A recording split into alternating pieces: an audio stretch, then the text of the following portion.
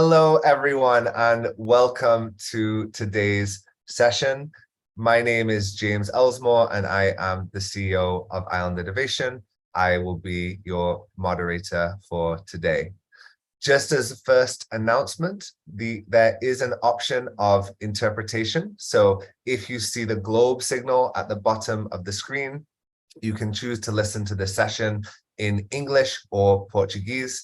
And although we'll be mostly in English, do remember when people are speaking Portuguese, you'll have the option to select on the interpretation button on your screen. While we start off, I would like to do a quick poll to know where you're joining from. So on your screen now, you should see an option to select the name of the region you're joining from, especially the different regions of Macaronesia, which I know we have many people participating from, but also other parts around the world. We only had 10 options, so we were limited in how we group these, but do go ahead and fill out the poll so we can see where you're joining from. We had over 700 people register for today's session, plus everyone watching on LinkedIn, Twitter, YouTube, where we're streaming. And so the recording will also be sent out to everyone in after the session.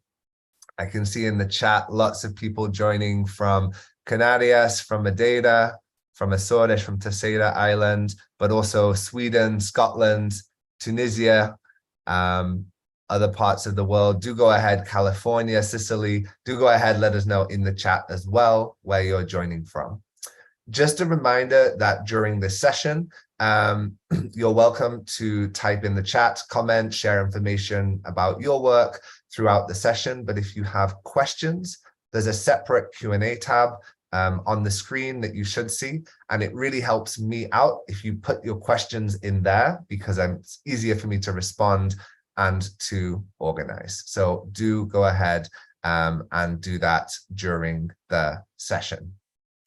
Okay, I'm going to go ahead and share the results of the poll. You can see we have an interesting mix here, about 15% from the Azores and Madeira, 4% each, 5% from Cabo Verde, Canary Islands, 17% from mainland Portugal, 16% from the rest of Europe, and then about 22% from the Americas, the Caribbean, North and South America, and then others spread across the world. So a very international audience, but a lot of you joining from Macaronesia, the region that we'll be discussing today. Interestingly, a good mix from government, NGOs, academia, but the private sector is in the lead. 39% of you from the private sector, but a pretty even mixture.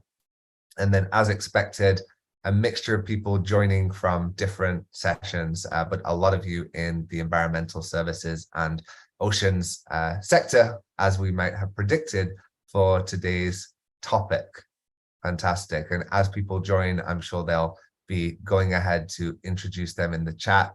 You can see some people in the Caribbean, more people from California and Azores, Shanghai. Great, fantastic. So I'm very excited to be chairing this session today on the importance of the Macaronesia region. Many of you, of course, will be familiar with this region, but for those not, we're looking at 4 different island groups: Madeira and Azores, which are part of Portugal, Cabo Verde, and then also the Canary Islands. And we'll be looking at what are the opportunities for the blue economy in this very diverse and very interesting island region. Of course, today we'll only be doing a small sample of the amazing number of projects happening there, but we will be following up over the course of the next month with a series of other live streams and sessions from different parts of the region, all in the lead up to Island Innovation's Blue Economy Investment Forum, taking place in Madeira in June, which I hope many of you will join us in person in Machico on the northeast coast of Madeira Island for that really interesting session. This panel specifically will explore the potential for growth in the blue economy some of the emerging economies and trends, the regulatory environment, and the role of both the government and the private sector in promoting and driving this really, really quickly growing sector in the region. I hope it's going to be very useful for those of you living in the region to know more about this, but also for those of you who are in other regions to take inspiration and see what the opportunity of doing business with this region is. Do have a look in the chat for some more information about the Blue Economy Investment Forum, and we will introduce that a little bit more later on. So with that, I would like to introduce our first speaker, Luz Paramillo, who is the Directive Board Member of the Regional Science and Technology Fund on São Miguel Island in the Azores. I had the pleasure of meeting Luz last year on a trip to the Azores, where we are doing some projects, and we're really very happy to have you along with our other speakers today with us. Each of our speakers will do a short presentation, and then we'll open up for the questions afterwards. So Luz, take it away, and thank you for being here with us.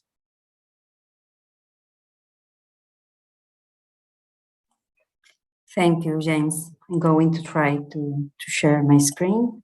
Let me see.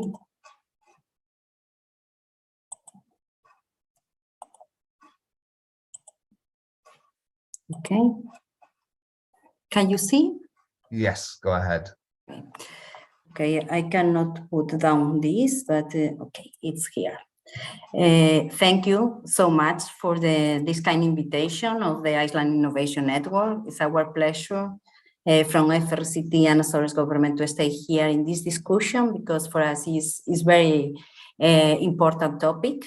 It's a hot topic in this moment in the agenda of research and innovation in Europe and international level. So for us, it's a very important participation today.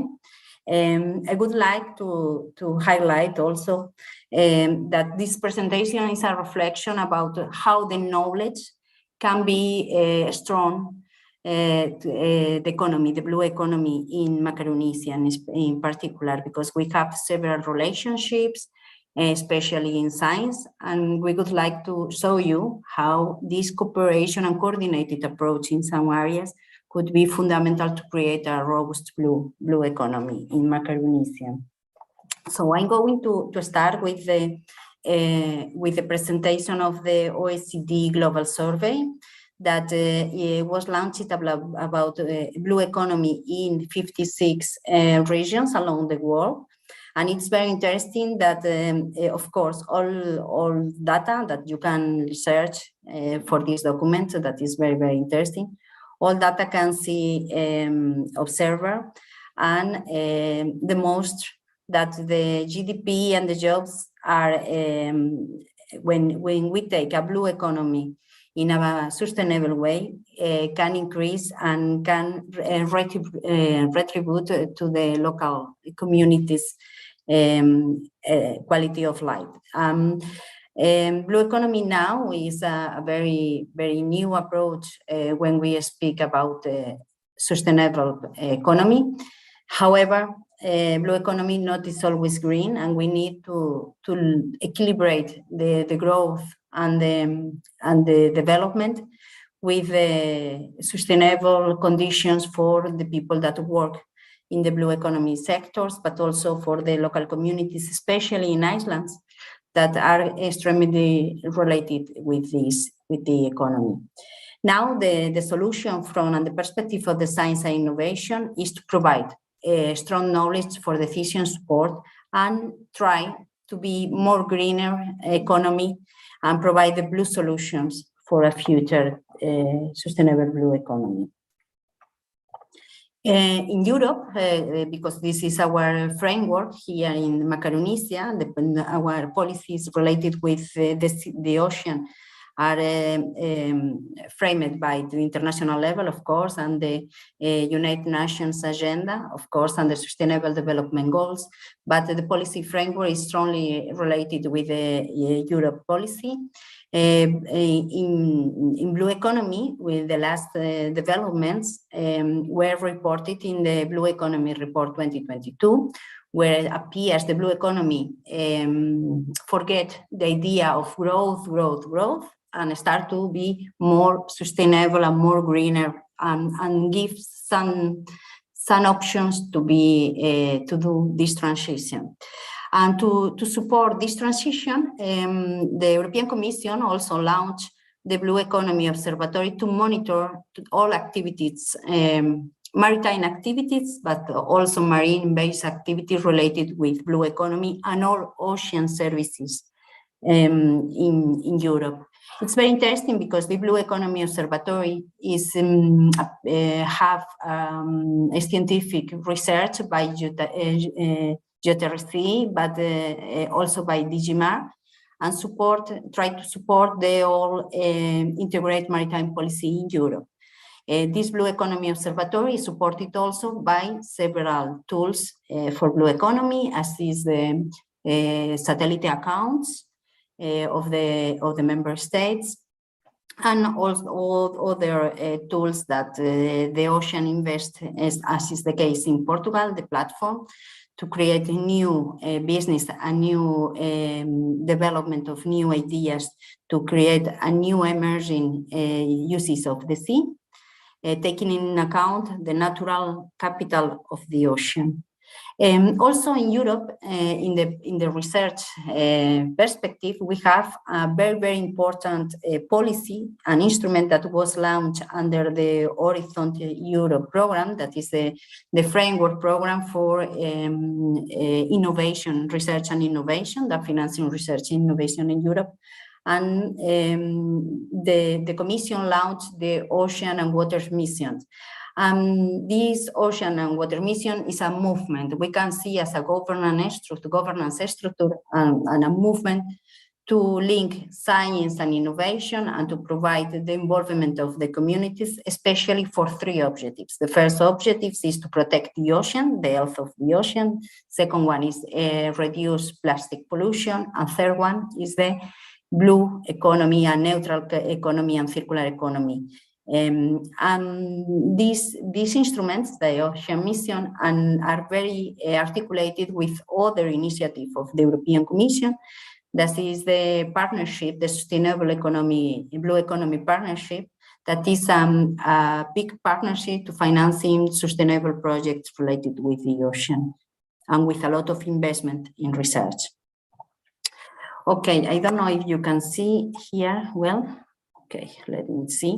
But I would like to present you a reflection about the Macaronesia in the blue economy.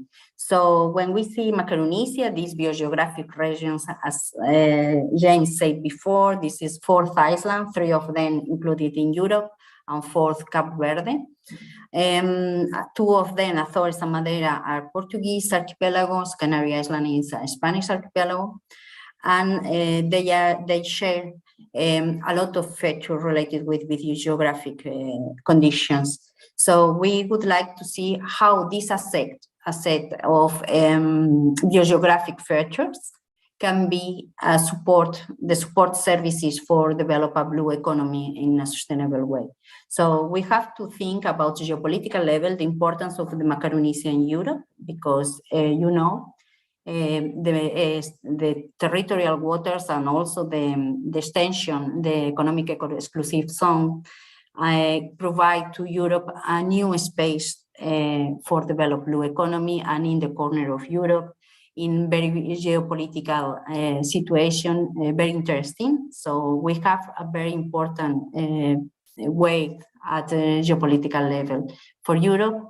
But also Azores, Madeira and Canarias are privileged as a condition under the European Union, called outermost region of the European Union. And they have participated in a lot of projects, in common projects, to provide this networking and this connection between the archipelagos. Also Cabo Verde, outside of Europe, is also included in these projects as best practice and to create this extension of the knowledge.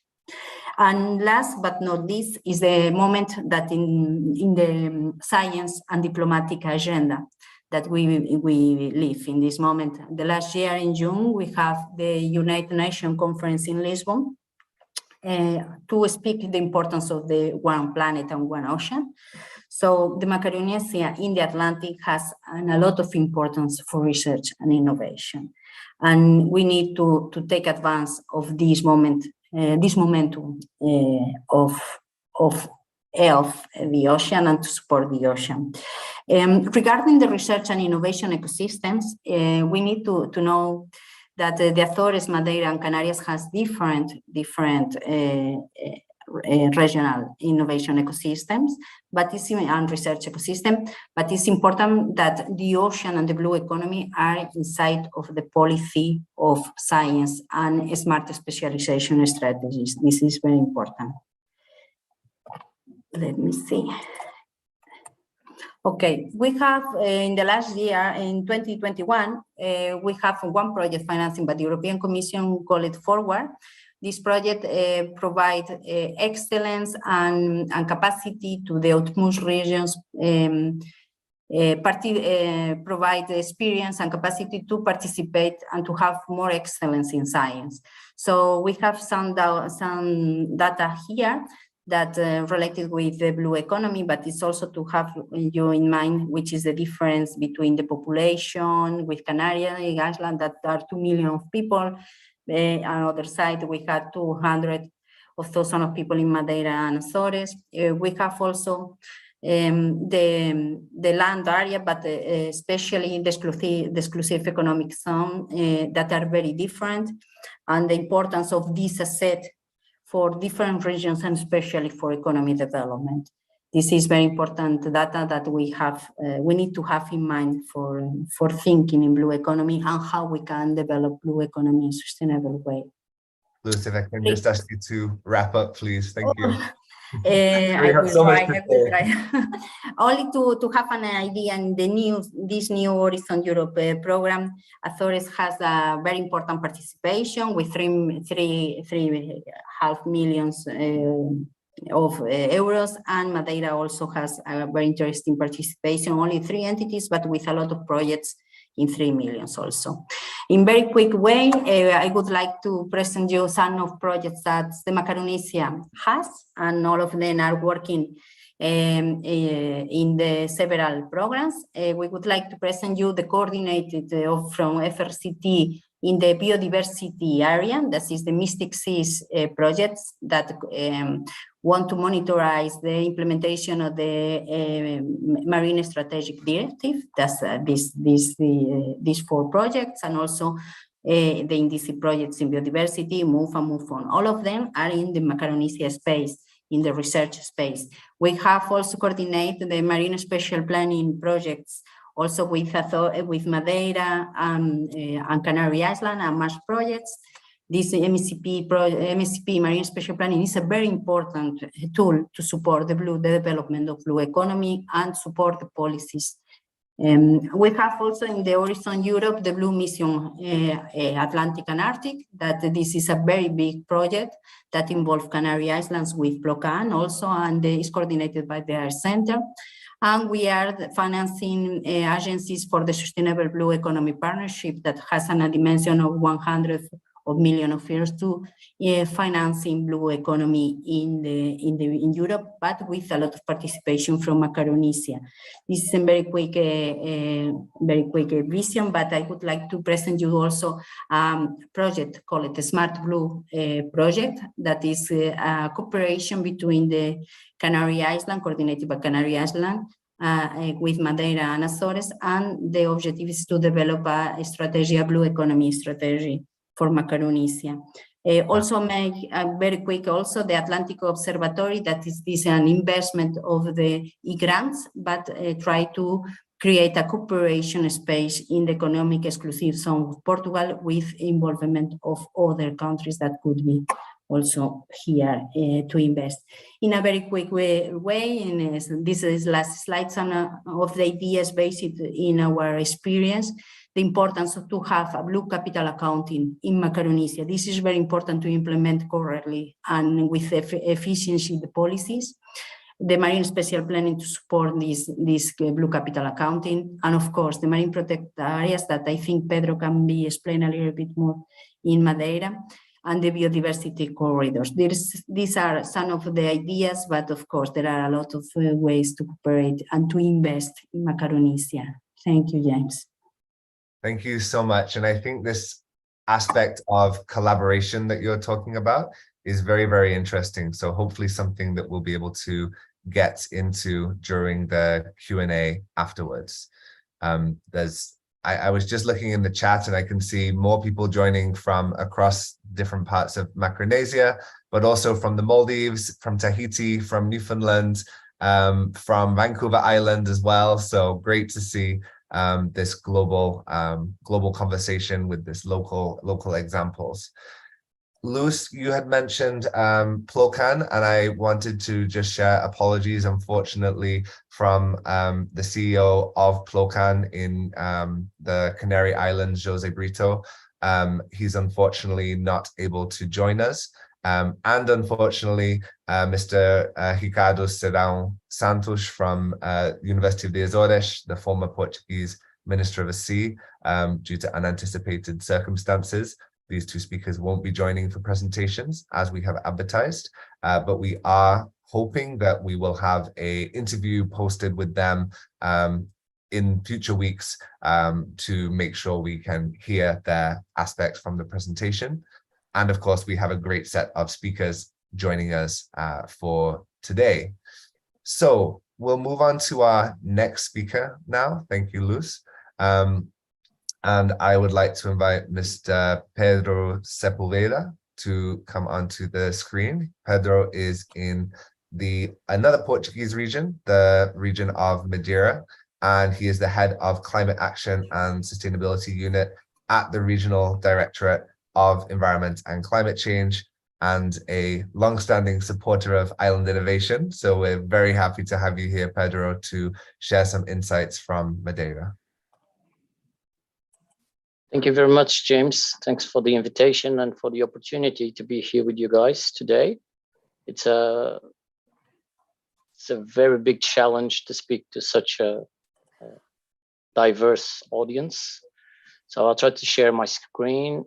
And the idea today is to give you a glance of the example of Madeira Island in this huge world of blue economy. So we have 5 to 7 minutes to do it, so I'll just show a glance of what is happening here. So for those of you who are not really aware of where Madeira Island is, so we're in the middle of the Northeast Atlantic, and Madeira Island, the archipelago is, we have 2 major islands which are inhabited, and 2 other small islets, archipelagos, selvagens and desertas, that made the whole of the EEZ of nearly 450,000 square kilometers. So blue is all around us, and this has been the case for a long time.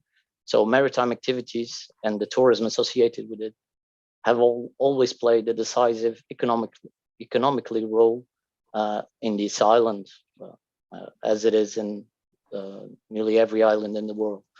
So the idea today is to show how can we measure this importance, how can we identify opportunities, and how can we measure trends, so what's happening.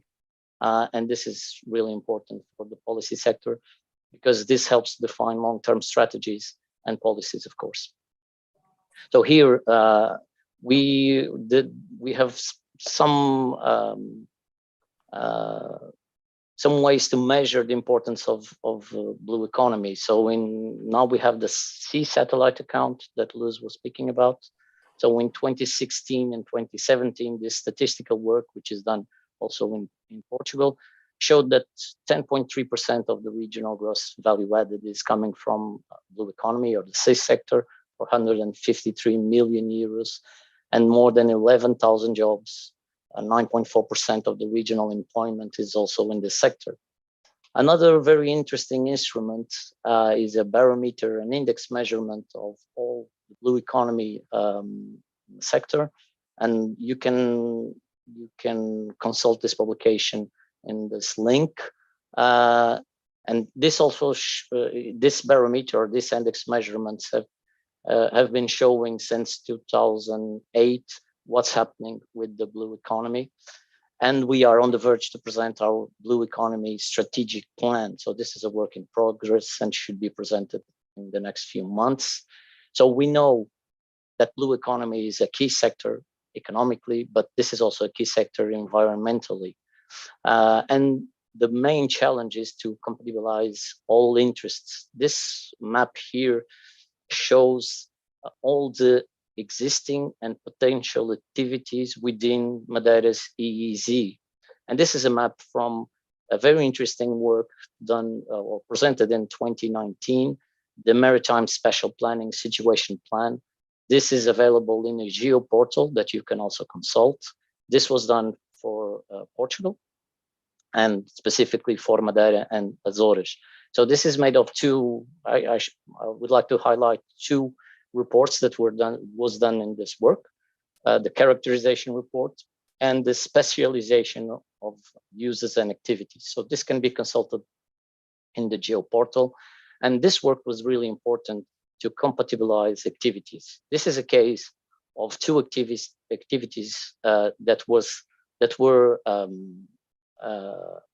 we need to compatibilize, because an MPA and aquaculture were not really compatibilized spatially. And during the process, there were some negotiations. And so on the right side, you can see the afterwards. So now the aquaculture is spatially located outside the MPA area. So this work set the basis for special definition, the compatibilization of the activities that were in conflict. And this sets the scene for licenses and licensing the new activities that we are willing to explore within blue economy.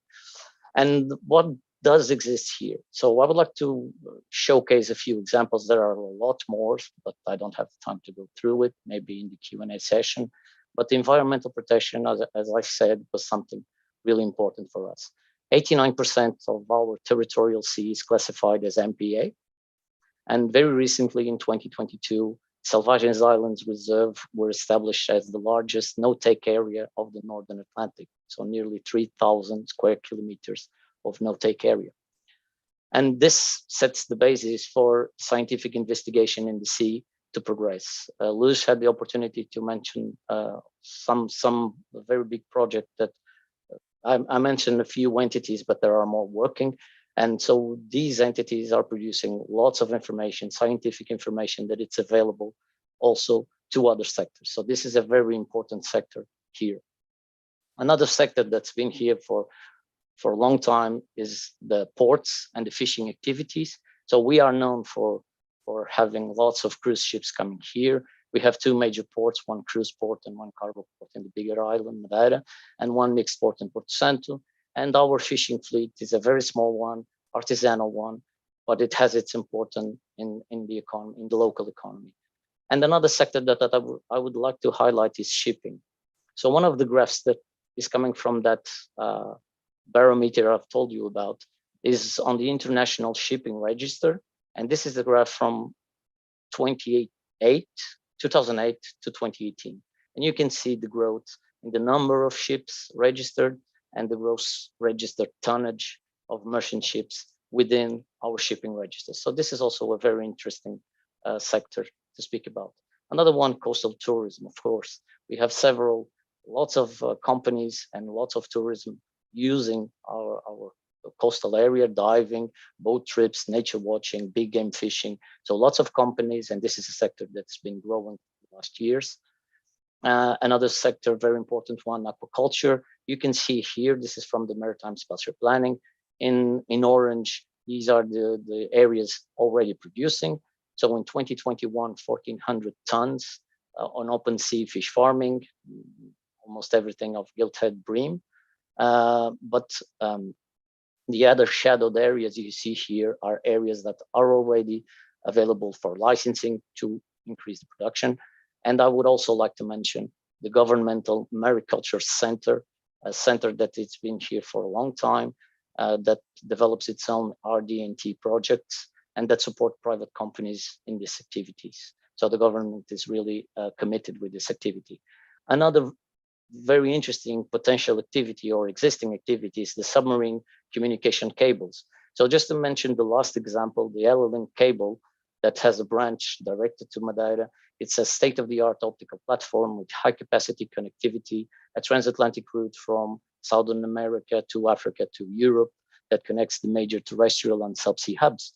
And this is, of course, very important, not only for the blue economy, but for all other sectors when we are speaking about nomadism, remote working, and global connectivity. So this is a very important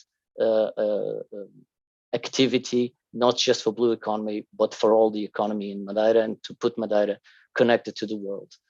Just to finish, one potential activity, offshore renewable energy. So as you see, the areas are already designed. So this is these areas are for exploring offshore renewable energy.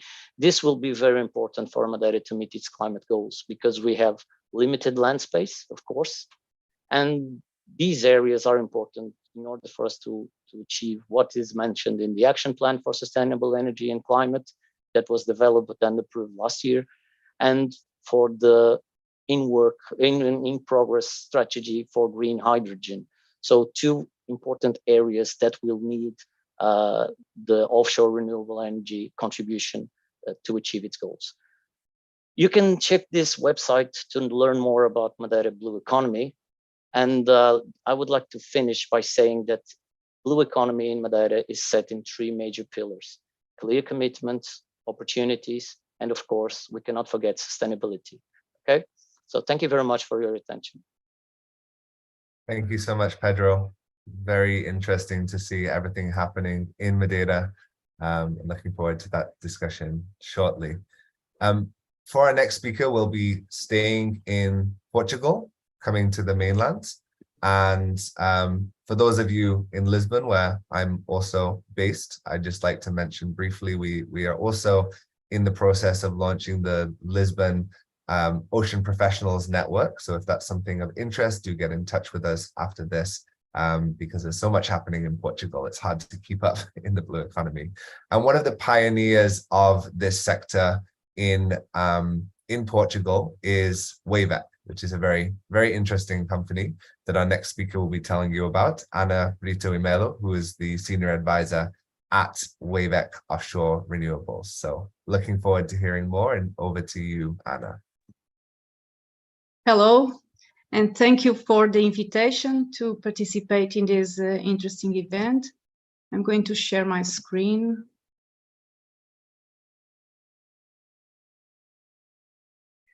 So Wavec is a non-profit association which promotes the development of marine renewable energies, supported by research, innovation, and transfer of knowledge.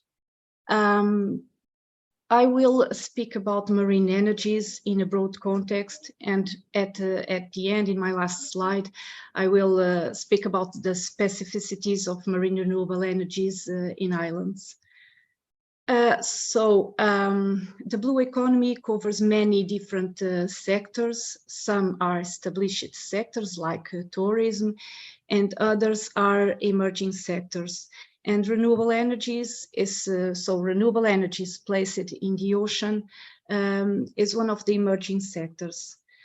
We see that many industries are moving further from shore, and here I'm talking about ocean observation, underwater vehicle charging, offshore aquaculture, seaweed. So these industries are also connected with islands. And these industries will require access to energy, so consistent, reliable power, and new approaches to get energy generation will be needed. And marine energy can provide solutions to all these offshore industries in a unique and environmentally sustainable way.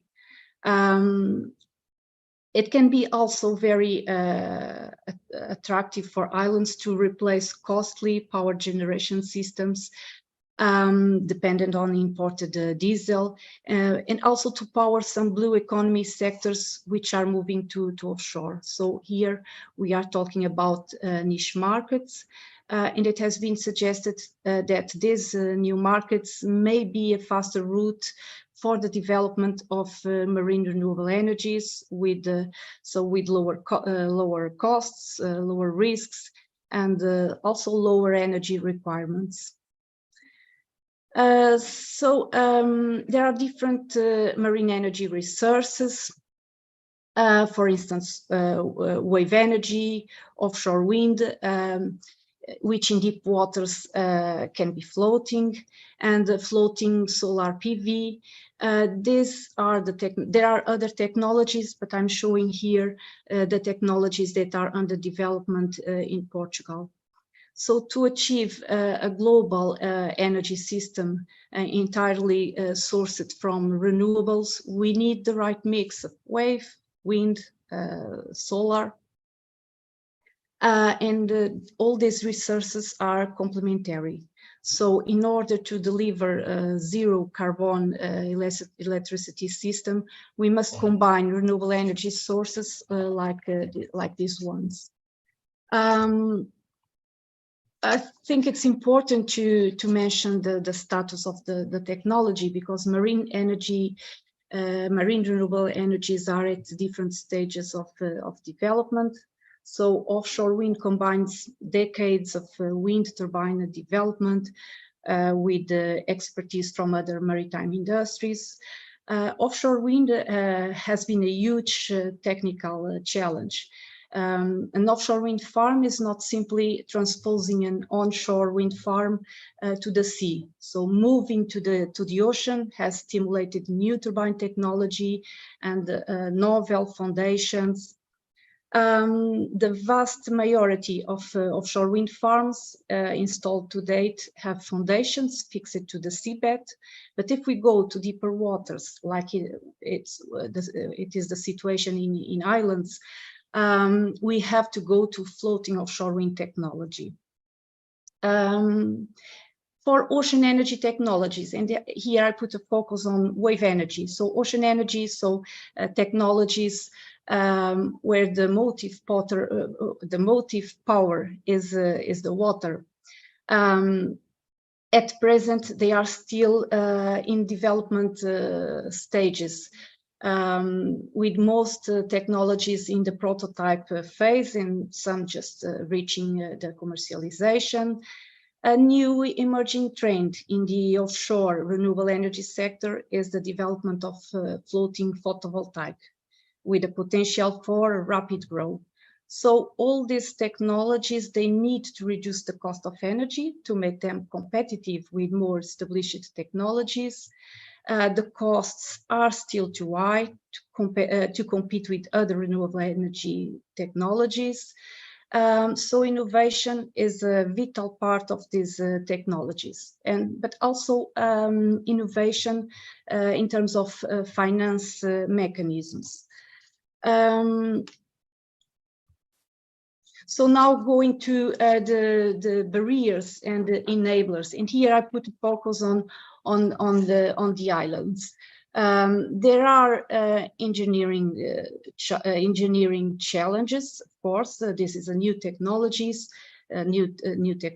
so these challenges still exist. But there are other issues related with the infrastructure. So the local grid is often in islands small and unstable. The remote locations, they increase the operational costs.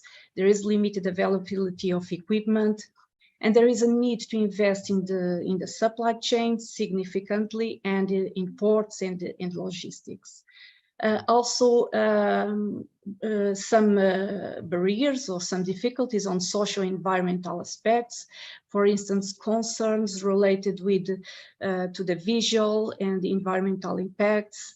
It's important to promote marine spatial planning and to optimize the co-location of different users and the marine life. So there will be maybe a need to push innovation into co-location of marine renewable energies and also in co-location with other users, for instance, offshore aquaculture. We see these two industries, aquaculture and marine renewable energy, growing at the same time and in the same space. In terms of financial aspects, often there is no support mechanism for marine renewable energies, some lack of knowledge by insurance, investors, and this reduces the bankability of projects.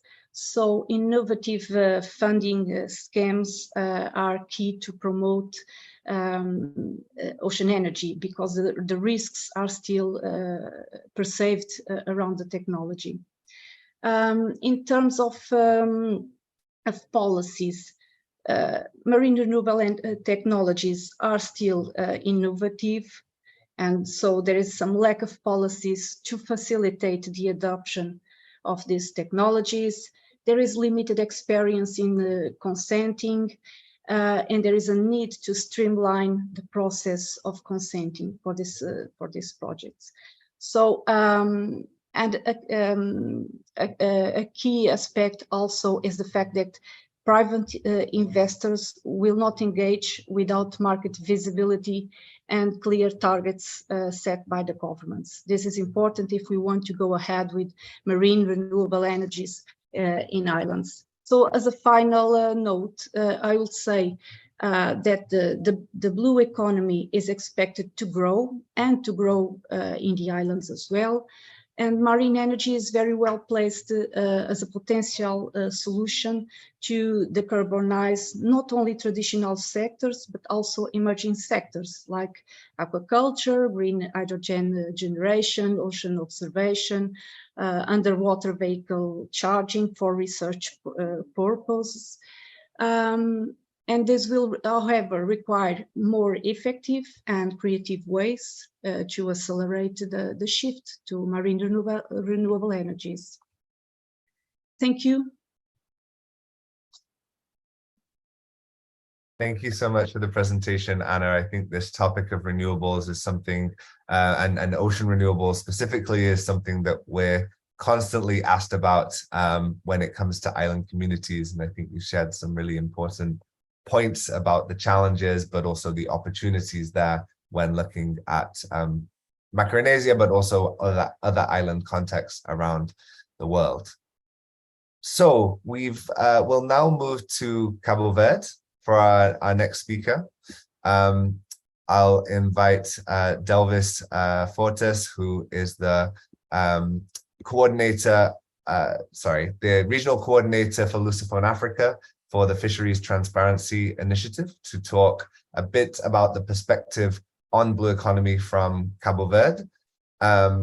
Obviously, Macaronesia being such an important region and having this diversity, Cabo Verde being an African nation has many similar challenges, but also different context. And I think it's very important that we have this conversation, including all parts of the region. I think Delvis will be presenting in Portuguese. So just as a reminder, there is an interpretation button at the bottom of the screen, and you'll be able to select there whether to listen in English or Portuguese. So thank you very much for joining us, Delvis, and over to you. Thank you, James. Muito obrigado. Agradeço imensamente por esta oportunidade de estar aqui convosco hoje. Dizer que é uma responsabilidade falar sobre como a iniciativa de transparência pode colaborar no desenvolvimento do setor das pescas como um dos principais motores da promoção da economia azul. Estou aqui na qualidade de representante do Secretariado Internacional da FITI. Tenho sido o coordenador para a região, para os países da África que falam português, portanto, para essa iniciativa. Infelizmente não tenho uma apresentação por várias razões, mas vou tentar manter o tempo e a vossa atenção de igual forma. Vou começar por vos colocar uma pergunta que eu não sei se já se refletiram. Será que a promoção de uma política de transparência para Cabo Verde e para os diversos sítios traz vantagens para o setor? Será que é mesmo necessário e importante? Portanto, olhamos para alguns dados a ver se entendemos e se conseguimos responder juntamente a essas perguntas. Segundo a FAO, portanto, 811 milhões de pessoas ainda passam fome e 3 bilhões de pessoas não conseguem pagar uma dieta sustentável. Isso torna urgente nós olharmos para a pesca de uma forma diferente e para a importância de uma transformação de sistemas agroalimentares para responderem, ou pelo menos para ajudarem a responder a essa dificuldade. Nesse sentido, os alimentos aquáticos têm cada vez mais uma importância. Se olharmos para os números apresentados pela FAO, 17% da proteína animal vem do setor das pescas e, falando de África, onde Cabo Verde se insere, isso pode ir até os 50%. Outro dado importante é que, a nível mundial, mais de 58 milhões de postos de trabalho são gerados pelo setor, onde se inclui cerca de 20% de mulheres. Se olharmos a evolução das estatísticas, segundo a estatística da FAO ainda, a pesca praticamente estagnou a sua evolução. A pesca, falando da captura no meio natural, estabilizou o seu aumento nas últimas décadas. Isso apesar do aumento do investimento na tecnologia e das embarcações. O que é que tem acontecido? É que nós apostamos na aquacultura como fonte alternativa, e a aquacultura tem crescido exponencialmente. É bom por um lado porque é uma solução, mas por outro lado, se olharmos a dados que nos apontam que boa parte da alimentação para o setor da aquacultura vem da captura natural, ou seja, está a concorrer com a própria alimentação das pessoas, parece-nos uma faca de dois gumes. Outro dado é que, enquanto a população está aumentando, nós sabemos que a população per capita com potencial compensador também está aumentando. Isso nos põe um complexo desafio na gestão dos recursos costeiros, principalmente quando se fala em pequenos estados isolados em desenvolvimento. Ora, para que consigamos fazer uma conservação de forma sustentável, temos uma balança que temos onde... May I just ask to slow down for the interpretation? Thank you. Sorry. Ok. Portanto, falava da balança que nós temos de gerir, que não é um desafio fácil para nenhum Estado, principalmente para um Estado que tem outros desafios que muitas vezes sobrepõem. Nós temos, por um lado, de garantir que o comércio e que a exploração do setor das pescas traga mais alimentação, mais renda, mais emprego e mais nutrição para as pessoas. Por outro lado, nós temos o desafio da conservação dos nossos recursos para que a geração vindoura possa, portanto, também beneficiar disso.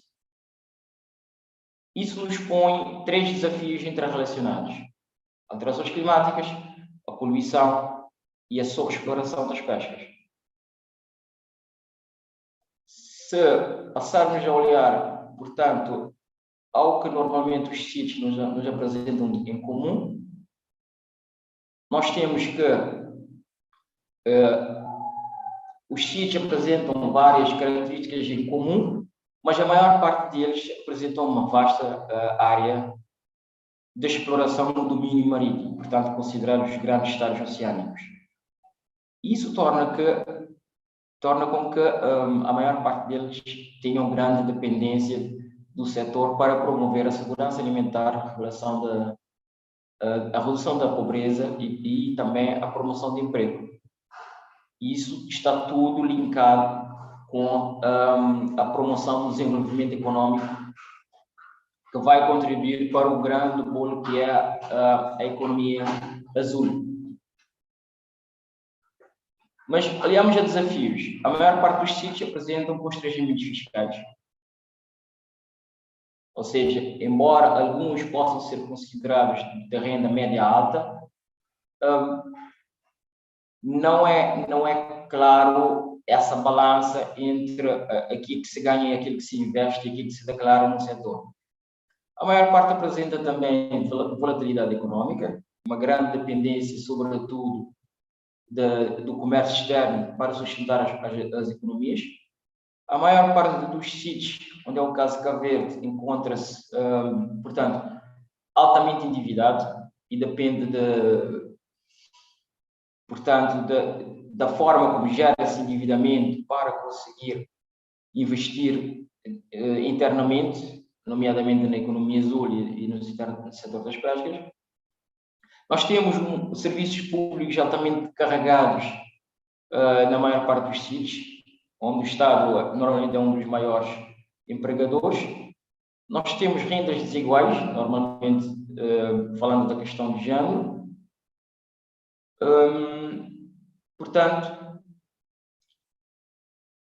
aqui aparece a oportunidade de, através da divulgação, da melhor investigação, da melhor disponibilização, da melhor partilha de dados e da promoção de um debate inclusivo, fazer essa melhoria da gestão do setor das pescas de uma forma que possa contribuir mais para a economia nacional, para o desenvolvimento das comunidades pescatórias, para o desenvolvimento do setor de uma forma geral. Mas atenção que nem sempre os sítios, no caso de Cabo Verde, simplesmente negligenciam essa necessidade de haver essa transparência.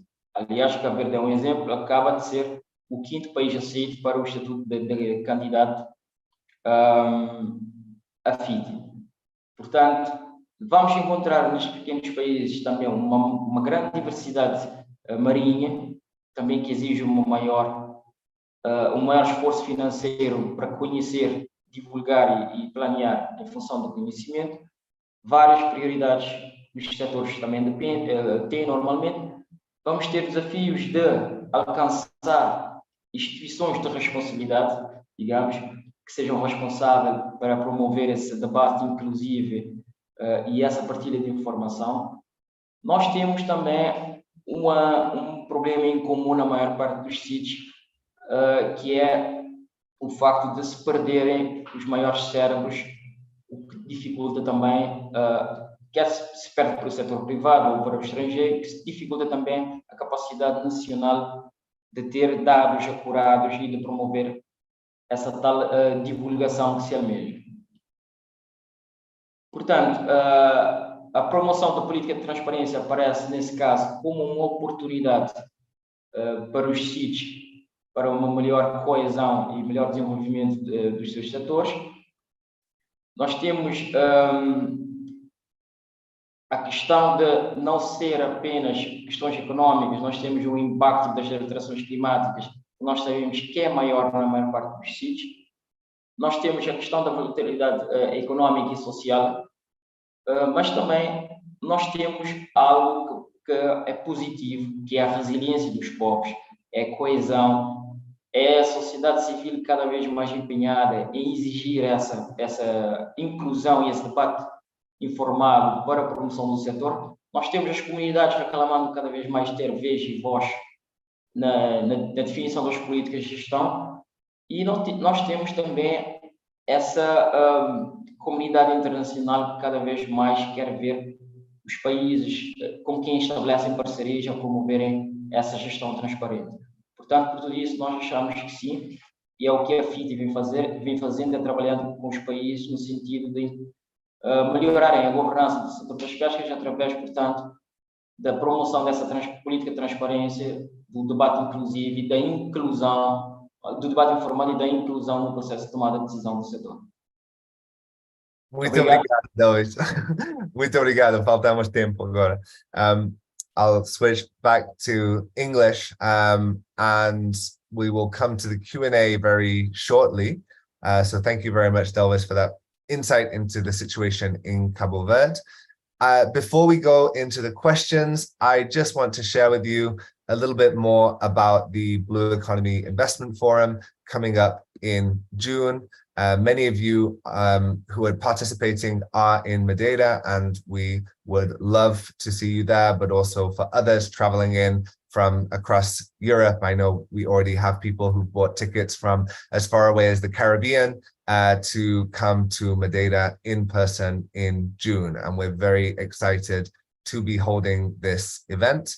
There is a code in the chat. Anyone who is attending this webinar can get a discount ticket, and also you should see Kata's contact information shortly. So if you're interested in knowing more, sponsoring, being involved, then you can contact Kata Magyar for more information. You'll see here a bit about the event on the 22nd and 23rd of June on the website. The focus will be blue economy and investment, but of course, in the incredible setting of Machico in Madeira, which is conveniently close to the airport in this beautiful venue that we have lined up. You will see on the website, there is an agenda with some information on the different panels, different sessions, sessions on ports and shipping, collaboration between islands, private sector investment, driving ocean conservation, creating startup ecosystems. And so we are looking forward to seeing a mixture of government policymakers, startups, investors, and many more taking part in these sessions. Given that this Blue Economy Investment Forum will be on the most incredible location in Madeira, we'll also be making sure that there will be a chance to experience a bit of the island with a whale watching excursion, opportunities to go hiking and beach cleanup on the evenings and the Saturday after the event. So hopefully you'll stay there for the weekend, make the most of it for those of you traveling in. And the ticket, the discount code for anyone in the webinar, which you'll see in the chat, is available until Friday. So if you're interested in joining, make sure you take advantage of that discount to continue this conversation in person and use that before Sunday, not Friday. So you have a little bit longer to make your plans. Feel free to get in touch, and looking forward to seeing many of you there.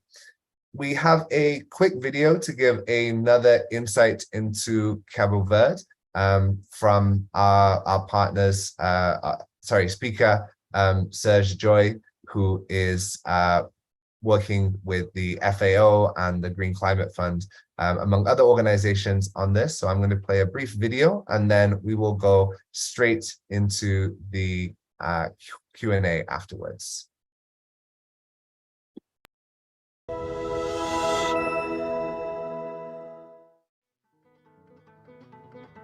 Rumba, umba, umba, tumba, tumba, tumba, kumba, zunga, zunga, cocoroco con negro, masila rubera, pasirena rubera, suena cabeça de mulher.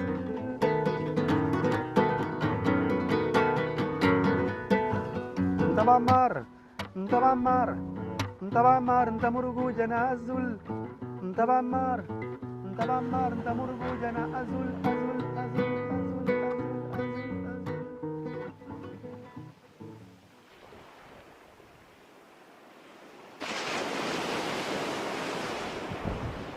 Le Cap-Vert est un archipel, donc déjà de par sa géomorphologie et sa position stratégique au milieu de l'océan Atlantique fait qu'il y a de nombreux échanges. Et c'est dans ce contexte qu'il y a déjà quelques années, la FAO a identifié le Cap-Vert comme un pays pilote pour mettre en œuvre l'initiative Croissance Bleue.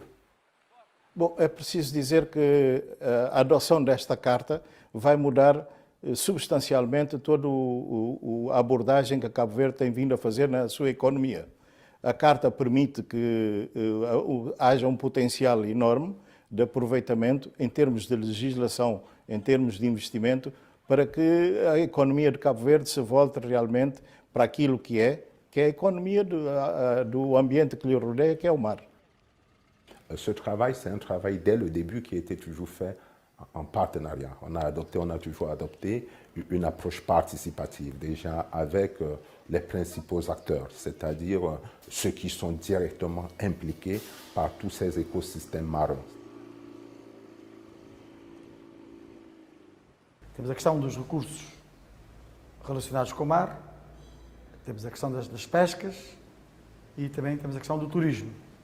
Veja que o turismo em Cabo Verde é um turismo relacionado com além do sol, com as praias e com os desportos náuticos. Tem o turista que está falando, no hotel não tem um peixe que tem um gosto, porque aquele peixe também de estrangeiro, mas que tem necessidade, porque ali todo dia não tem peixe fresco ali na pontão. É só para que a gente do hotel dirigir para ali, esta compra peixe fresco. It's so too. I saw two. Now it's only tuna. I don't know, maybe they import fish from other places, I don't know. But I know that we buy fish from the pier or from Palmeira too, because we have the local fish is the best we can have. Because if you get fish from the other islands, you don't know how long they got that fish. We don't know if the fish was frozen. You know, all the small details is very important for us. That's why we prefer to pay more for the fish, for the quality, to have the better quality. See, this is the ladies who buy the fish directly from the fishermen. When they came in a boat, they know already the fish they have and they buy all and they sell it for a higher price. I know they know what they're doing. Yes.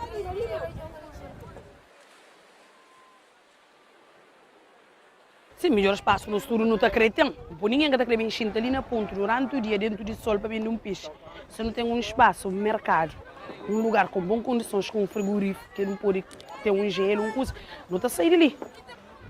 Nunca está querendo ficar ali ponto para não estragar, ponto para pôr tripa peixe na chonga se usa lá. Por isso, muitas vezes, a questão da perda pós-captura está mais ligada à questão da conservação. Quando, em algumas comunidades, não há meios de conservação e aí poderá haver perdas. Porque também não há muito hábito de consumir o pescado transformado de outra forma. Nesse momento, como eu disse, a empresa está a implantar um sistema de regulamento interno, porque em Cabo Verde não existe uma cultura industrial, estamos a implantar. Claramente temos dificuldade, porque a nível da legislação laboral não está voltada para as indústrias. E temos essa dificuldade, mas que pouco a pouco vamos tentar de resolver com o Ministério da Economia e Trabalho e com a Direção de Trabalho.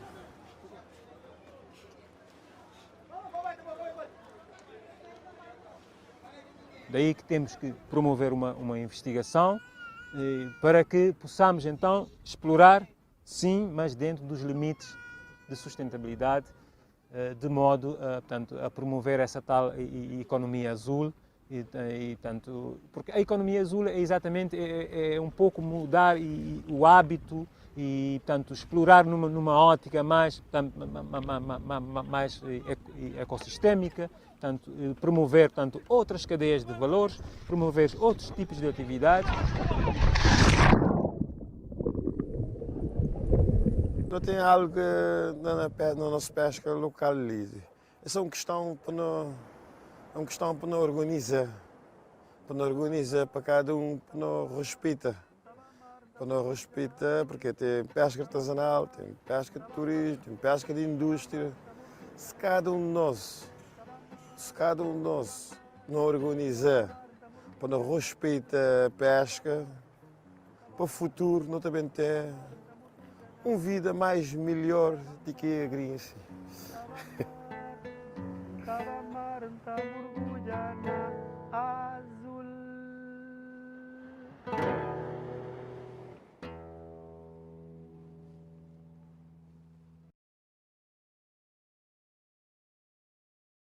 Fantastic. I'd now like to invite all of the speakers to come on. We have about 20 minutes for a discussion. So there's a lot of lively debate happening in the chat, a lot of questions coming in. So we'll try and cover as much as possible. And I think to start off with a broader question that, Luce, you touched on during your presentation, but would welcome anyone to comment on this, about collaboration between the regions of Macaronesia and the opportunities there, because there's a lot happening, but also the challenges being spread across 3 different countries, 4 different regions, and even sometimes between the islands of a single region or country. So I'll start with Luce, but if anyone else would like to comment on that as well. And obviously we're thinking more broadly about collaboration, but for the blue economy as well. What is the opportunity? What is the challenge? Thank you, James. It's a wide question because there is a lot of opportunities, but there are also constraints, you know. But if we think in the biodiversity and the environmental pillar of the Macaronesia, inside of the blue economy, and having the support of marine spatial planning could be a very, very interesting way to create and to organize a structure to use the ocean space of the Macaronesia. This was done from the previous project, and Pedro presented the marine spatial plan of Madeira that was also included in the projects that we present before, Mars project and MSPOR project. This was a way to cooperate together with the same principles, with the same language, and put all together the activities in the same table. Of course, we have different, in Portugal, we have different framework than in Spain, and the autonomous region has different conditions and different rights. But this is the quick kickoff. This is the first step to cooperate. And marine spatial planning covers all these activities and sectors that we spoke before. We have the traditional uses and we have the emerging uses. Of course, the combination of marine spatial planning with natural accounting and the satellite accounts, and of course, the marine strategy framework will be the perfect scenario to develop and to measure the impact and environmental impact of the activities and provide us the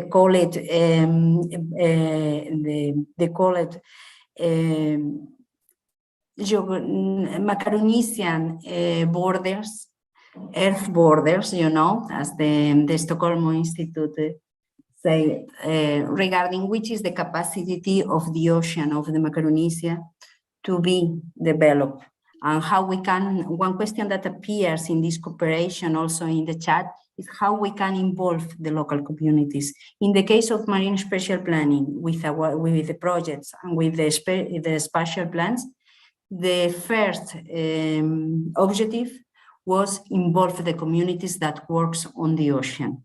And the stakeholder engagement was the first step that we done, and was very, very important because we joined more than 1,000 of people in the process in the 3 archipelagos, of course, with different approaches, because it's necessary to have different approaches.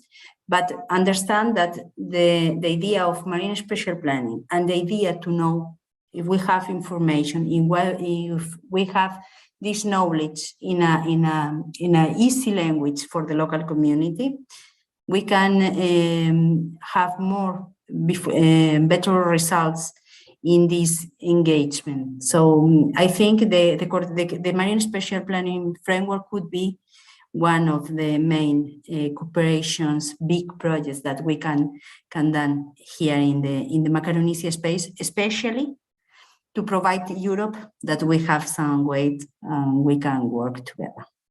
Thank you. Thank you, Luce. And just to stay on this topic of regional collaboration, and then definitely we'll go straight into the community topic. Okay, I see Pedro's interested, so we'll have you next, Pedro.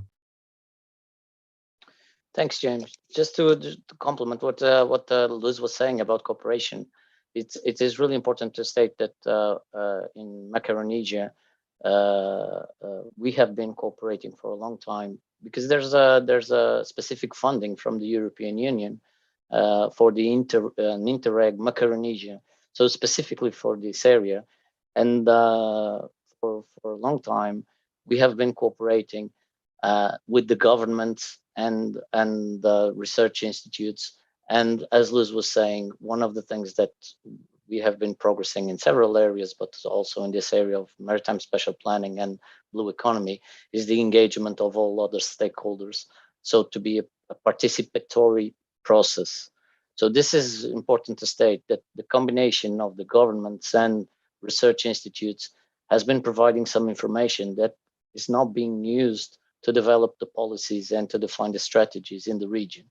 And this is very important. So now it's the time for the investors, for the private sector to come and to join this process.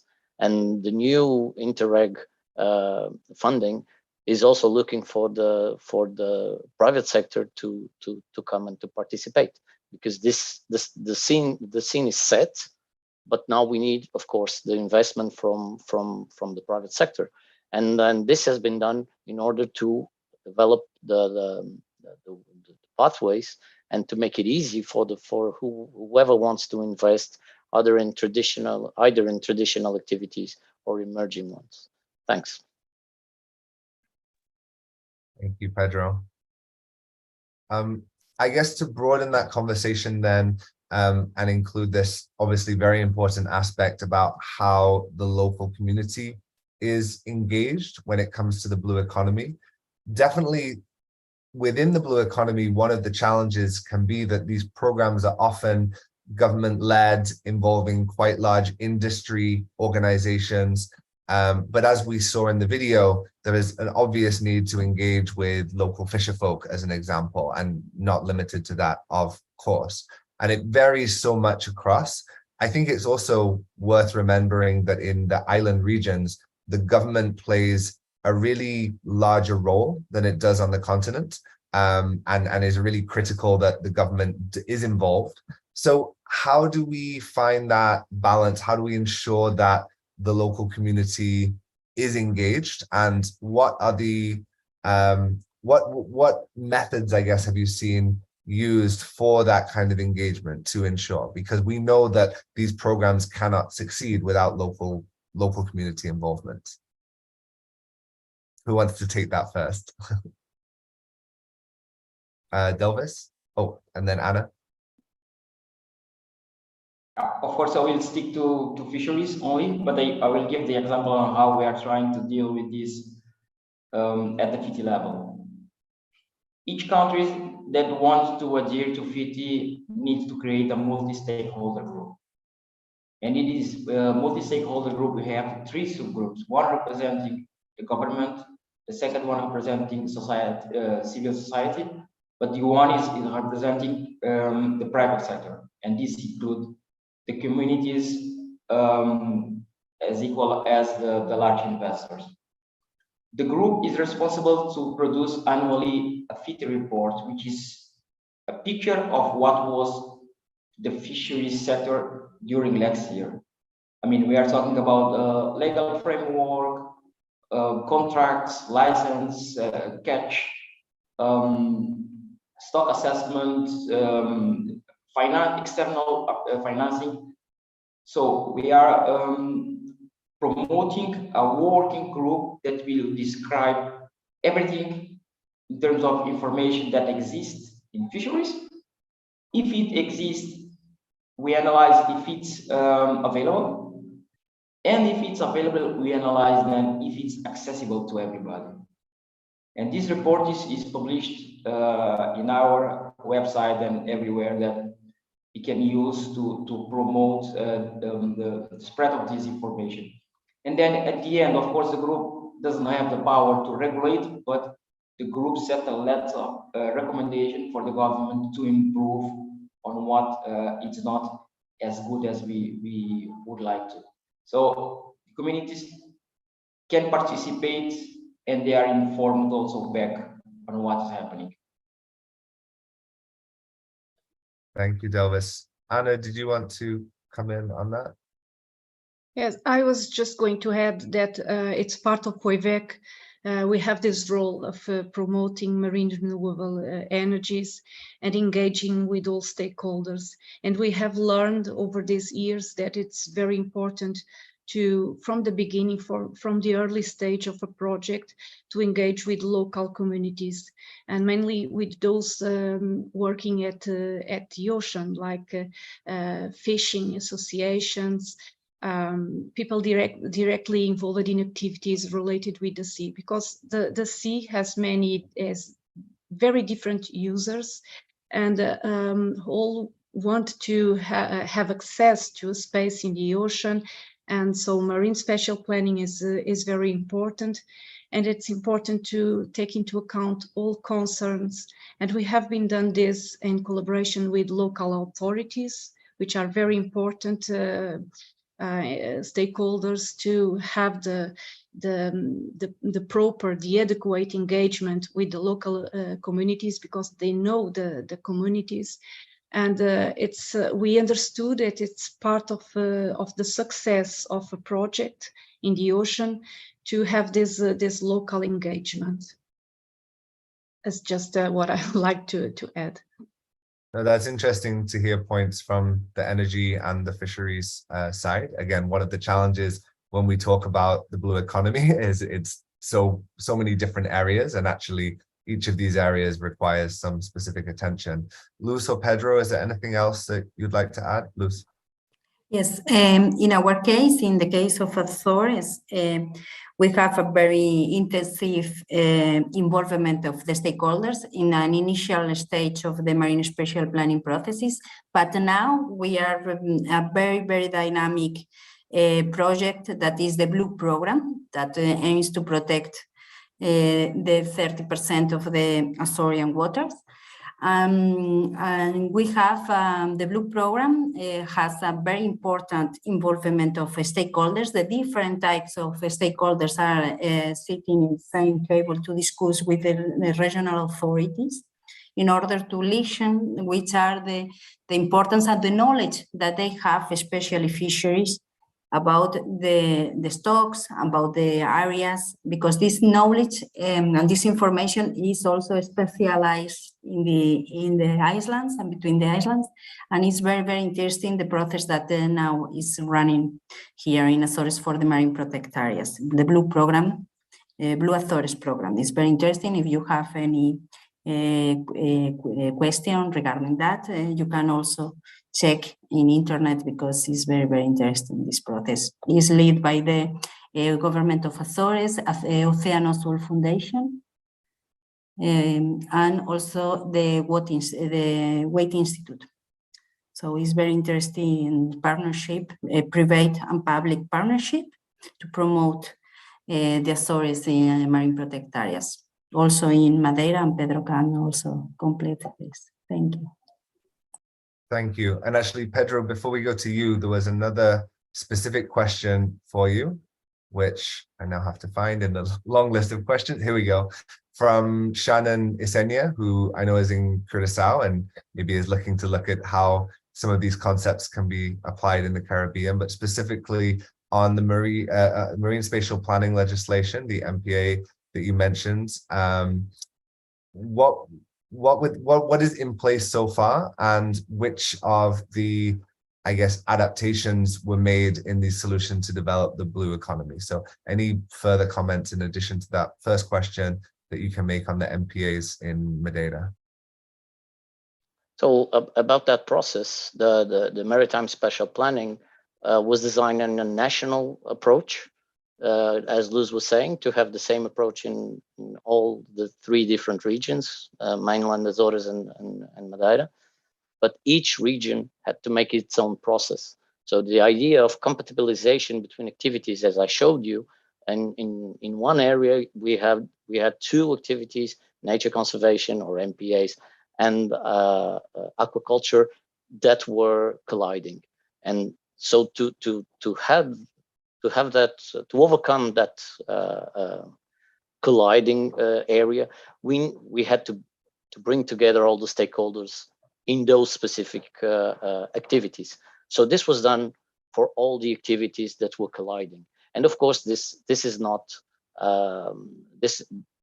this is an ongoing process, because we are speaking about emerging activities. So we can say that, okay, we have decided which are the potential areas for energy or offshore energy, but maybe we will need, when this is set, we would need to revise that plans. So this is also, and all this process was made available publicly to be commented before was actually approved.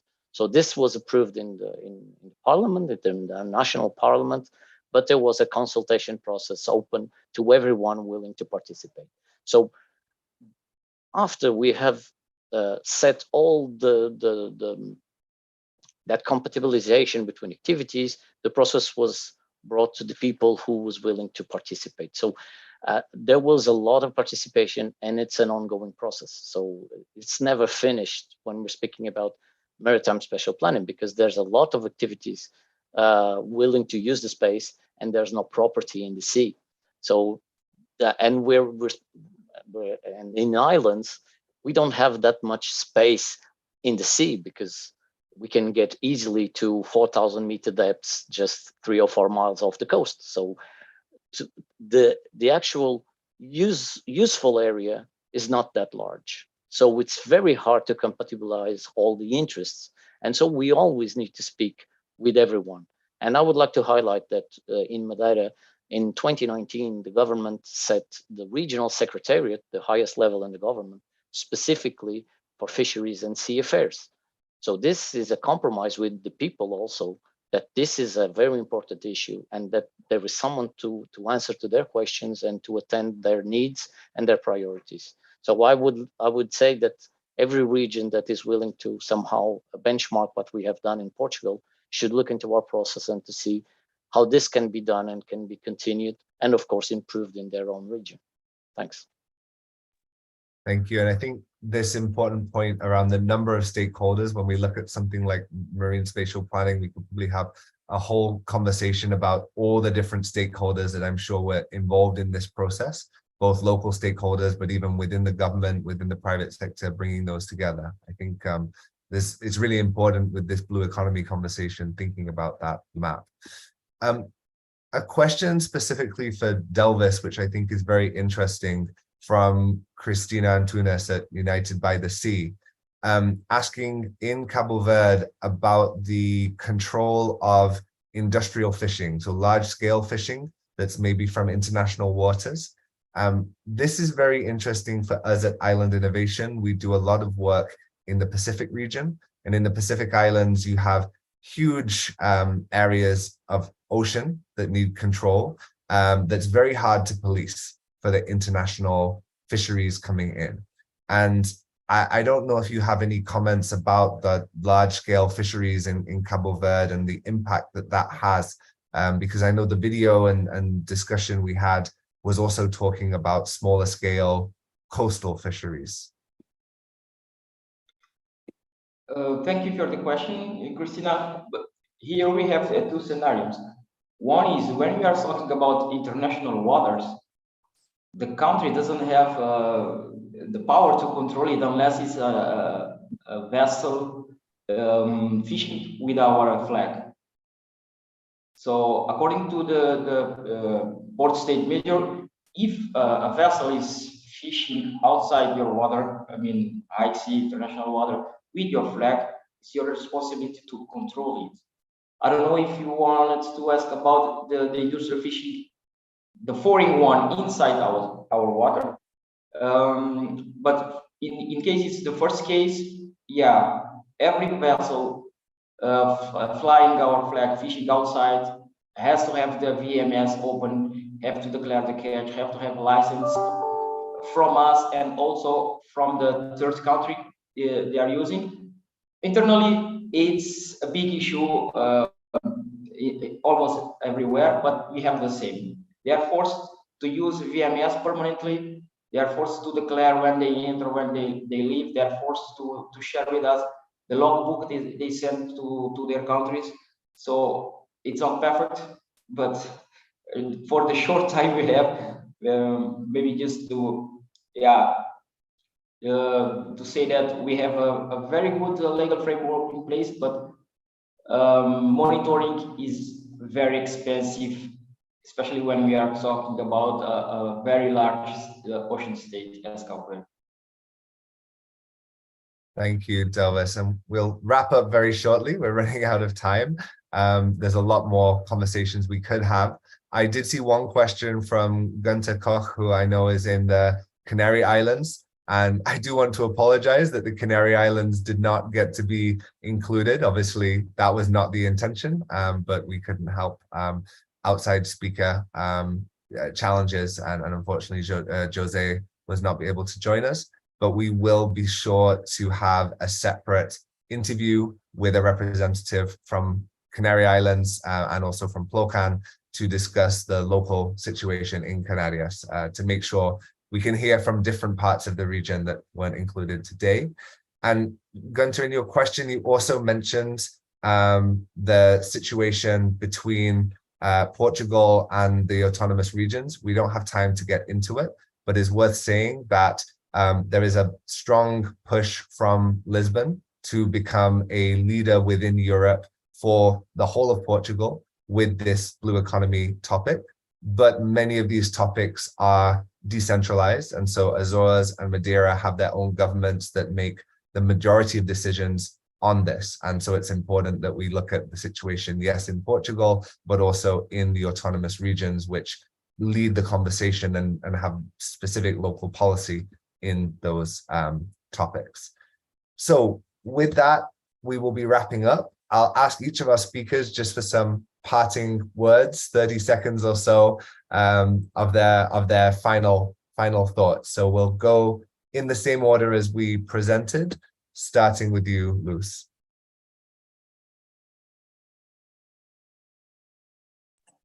Thank you, James. There are a lot of things to discuss regarding blue economy, especially with these international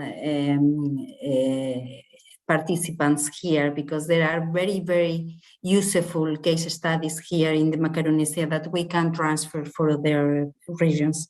Of course, we have any constraints, but regarding research and innovation, it's very important the cooperation that we have to support the policies, the implementation of the policies as governance level.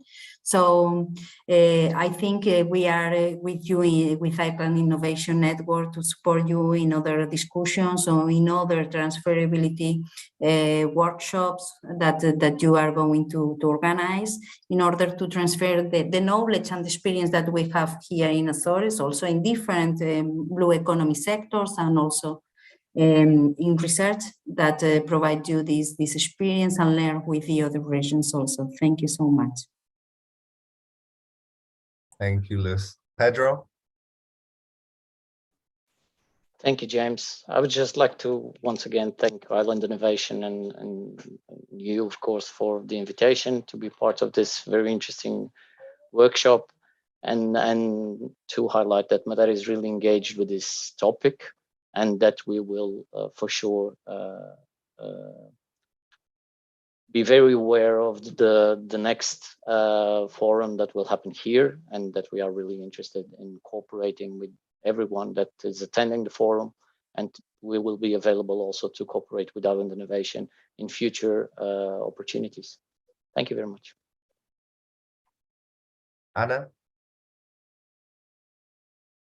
I just would like to stress that many islands have demonstrated an increasing interest in harnessing the opportunities of marine energy technologies. We see more and more islands developing strategies and conducting feasibility studies to integrate marine renewable energies in their national energy plans. Madeira just showed their marine spatial planning, integrating marine renewable energies. So as I said in my introduction, the blue economy is expected to grow in the islands, and the energy transition is a reality for all countries and for islands as well.